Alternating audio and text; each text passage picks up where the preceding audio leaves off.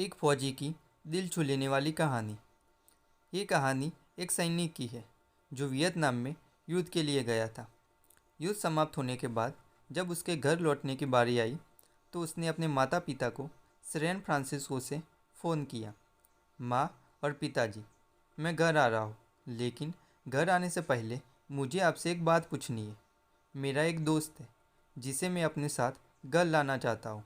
क्या मैं उसे ला सकता हूँ? बिल्कुल बेटा, ये भी कोई पूछने की बात है। हमें तुम्हारे दोस्त से मिलकर बहुत खुशी होगी, माता पिता ने जवाब दिया। लेकिन पहले एक बात आप लोग जान ले, सैनिक बोलता गया। युद्ध में वह बहुत बुरी तरह घायल हो गया है।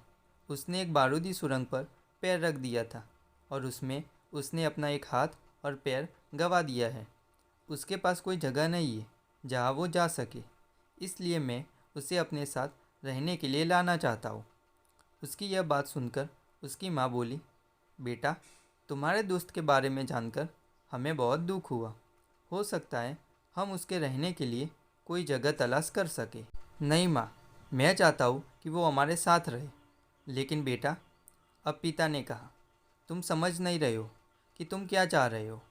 इस तरह का अपाहिज व्यक्ति हमारे लिए कितना बड़ा बोझ होगा। हमारी अपनी ज़िंदगी है जीने के लिए, और हम नहीं चाहते कि इस तरह की कोई भी परिस्थिति हमारी ज़िंदगी में दखल दे। मेरे हिसाब से तुम्हें अकेले घर आना चाहिए और अपने दोस्त को वहीं छोड़ देना चाहिए। वह अपनी ज़िंदगी जीने के लिए कोई ना कोई रास्ता निकाल ही लेगा। यह सुनकर उस सैनिक ने फ़ोन रख दिया।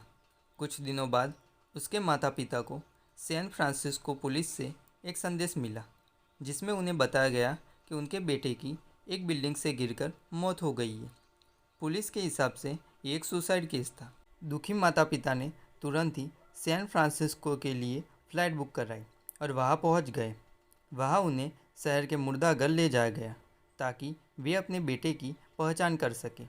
उन्होंने उसकी पहचान कर ली, किंतु ये देखकर उनकी कंपी छूट गई कि उनके बेटे का बस एक हाथ और एक पैर था। इस कहानी में जो माता पिता हैं वे हम में से बहुत से लोगों की तरह है, जो अपनी सुविधाओं को सबसे अधिक महत्व देते हैं।